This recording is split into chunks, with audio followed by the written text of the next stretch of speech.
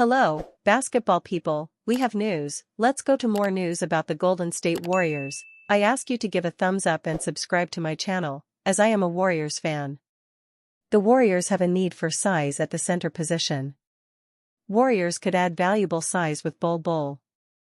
Bol stands out among the remaining unrestricted free agents this summer.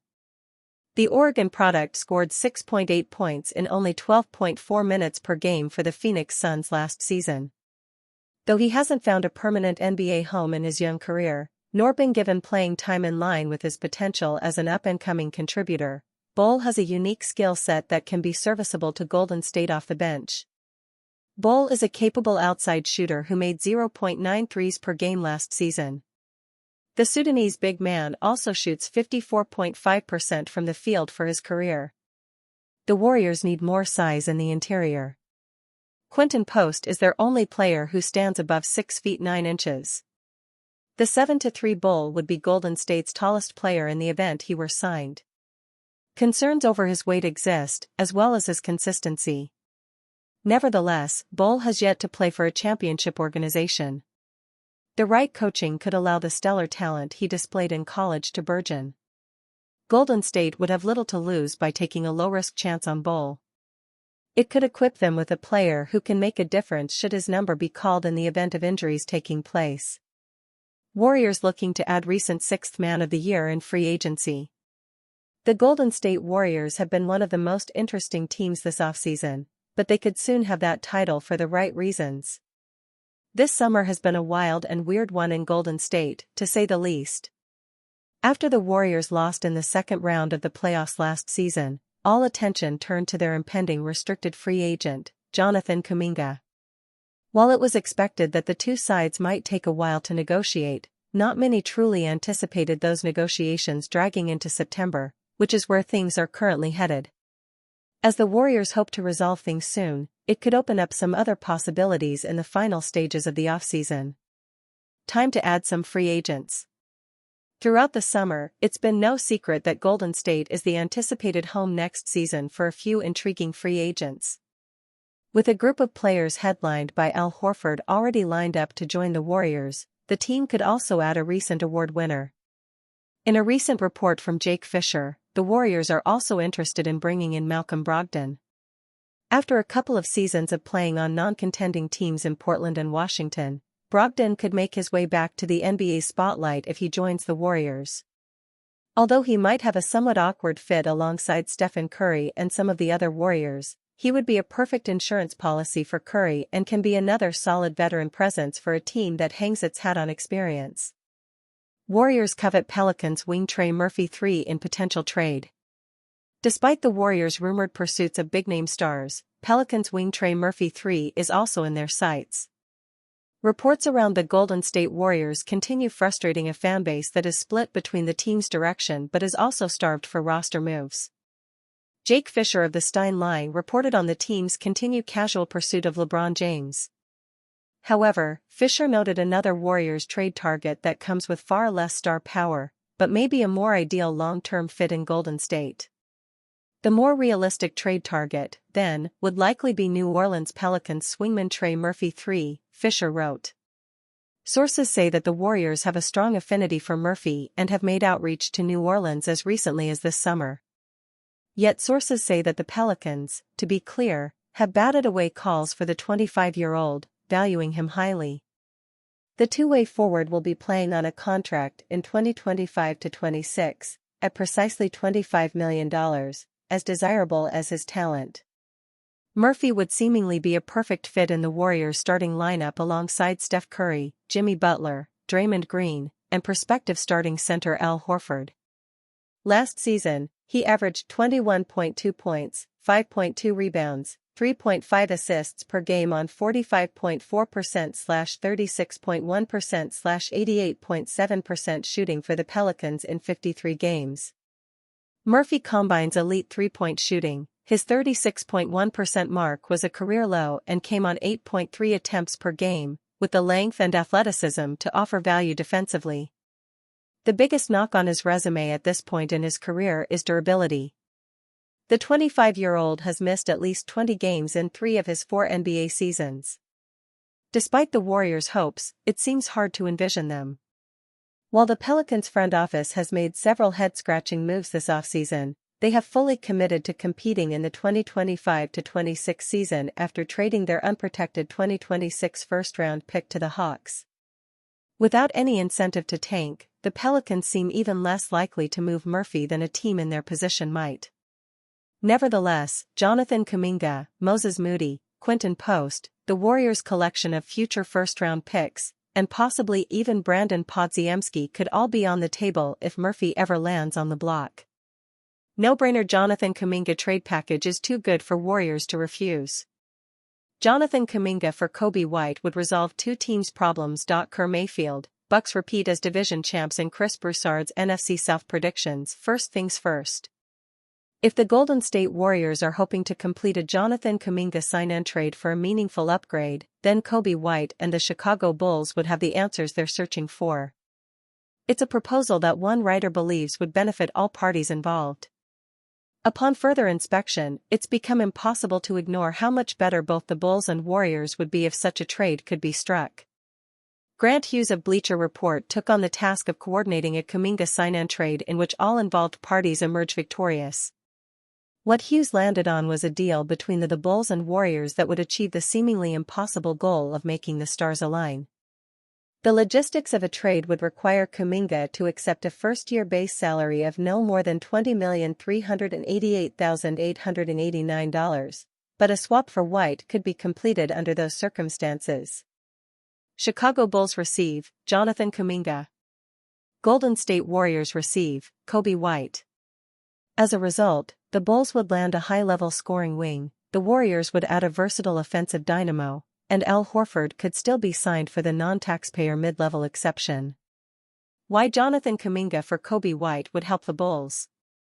The reasons Chicago might consider this deal are multifaceted. The most obvious appeal is on the court, where Kuminga would give them an athletic 6 feet 7 inches attacking wing who has proven himself as a scorer during the regular season and postseason alike. The other reason the Bulls might be open to this move is the simple fact that re-signing White in 2026 will be a complicated pursuit. White is eligible for an extension, but the new CBA would cap him at a first-year salary in the range of $21 million. That's far less than he could get on the open market in 2026, when he'll be an unrestricted free agent. White has already played 6 seasons with the Bulls, but his touches have been limited relative to his offensive proficiency despite the team finishing below .500 in 5 of those 6 years. With this in mind, there's a realistic possibility that White will utilize his unrestricted free agency in 2026 to leave Chicago. If the Bulls are operating with that fear in mind, then they'd be wise to complete a trade for a player with long-term value, particularly one who thrives as a high-volume scorer. Kuminga checks that box for Chicago with career averages of 20.5 points per 36 minutes in the regular season and 22.3 in the playoffs. Why Jonathan Kuminga for Coby White would help the Warriors? For Golden State, the appeal of this trade is simple. White is one of the most dynamic young scoring guards in the NBA. In 2024-25, he ranked number 12 amongst qualified players in drives per game and number 17 in points via drives. White shot 53% in said scenarios, which ranked number 10 among qualified players who averaged at least 10.0 drives per game. Not to be confused with a purely downhill player, White shot 38.4% on catch-and-shoot threes and 37% from beyond the arc overall. It was the 4th consecutive season during which he converted at least 37% of his shots from distance.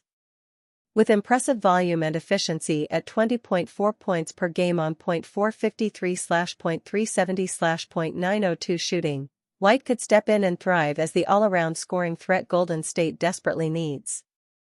White's ability to create for himself, work without the ball, and even excel as a distributor at 4.8 assists per game over the past 2 seasons would instantly transform the Warriors' offense. Jimmy Butler would carry a more manageable workload as a slasher, while Stephen Curry would receive much-needed help as a shooter. A bridge-the-gap type of player who offers the offensive versatility the Warriors were hoping to see Kuminga develop, White could be a landscape-altering addition. Would Coby White sign long-term with the Warriors? The only true holdup in this situation is the simple question of whether or not Golden State can justify trading for an expiring contract. White will make a team-friendly $12,888,889 in 2024-25, and will almost certainly be interested in earning more per season than an extension would permit. Unlike the Bulls, however, the Warriors can offer White an instant opportunity to contend, and thus have a unique form of leverage in future negotiations. White has played just 5 playoff games through 6 seasons, which reflects far more on Chicago than himself. The Bulls have gone 72-81 when White has played over the past 2 seasons, including a 17-13 record after trading Zach LaVine. That may give Chicago reason to decline a trade offer for White, but this is the epitome of a mutually beneficial deal. For the Bulls, they would avoid the potential loss of White to unrestricted free agency and add a 22-year-old proven scorer with untapped potential and a multi-year contract in his place. For the Warriors, they'd bring in a versatile scorer who can play in a featured or co-starring offensive role. Compounded by finally finding a deal that makes the finances align to still sign Horford, this is as ideal a sign-and trade as the Warriors are likely to find. Warriors urged to pursue trade for Mavericks' $46 million forward as potential Jonathan Kuminga. As the NBA offseason heads towards the beginning of September, the main headline continues to be the ongoing saga between the Golden State Warriors and restricted free agent Jonathan Kuminga. It has been reported that Kuminga has turned down Golden State's contract offer and that the Warriors are not budging on their offer. Celtics trade. While the two sides continue to try and work things out, it has cost the Warriors multiple free agent targets, though they do reportedly have deals in place with multiple free agents that will likely be finalized after Kuminga's situation is resolved. Despite this, the Warriors are likely still searching the free agent and trade market to find ways to upgrade their roster entering the new season. Warriors urged to pursue a trade for Mavericks PJ Washington. Fansided's GC Belchamber recently urged the Warriors to pursue PJ Washington from the Dallas Mavericks as a replacement for Kuminga.